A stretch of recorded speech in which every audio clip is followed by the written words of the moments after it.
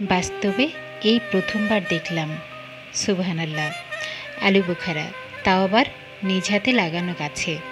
ভাবা যায়? আল্লাহর কাছে প্রথমে শুকরিয়া করে নিচ্ছি। ভাবছিলাম আমার আলু বোখারা আমি কাউকে দেখাবো না, কারণ হচ্ছে অনেক সময় আমার অনেক গাছে প্রচুর ফল এসেছে, পরবর্তীতে আমি ভিডিও আপলোড করার পর গাছগুলো টেকে নিই। যদিও এগুলো আমি বিশ্বাস করি না, বাট নজর বলে কিন্তু একটা ঠিকই কথা আছে। তাই আমি বলছি, কেউ আমার গাছের দিকে একদম নজর লাগাবেন না কিন্তু।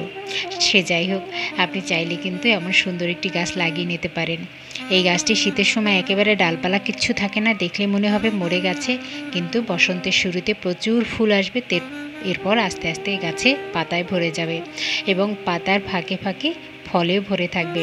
আমি গাছটি 2023-এ লাগিয়েছি বৃক্ষমেলা থেকে কিনে। আলহামদুলিল্লাহ এবছর ফল এসেছে, আগের বছর ফুল এসেছিল, তখন ফল পাইনি। আমার গাছের জন্য দোয়া করুন।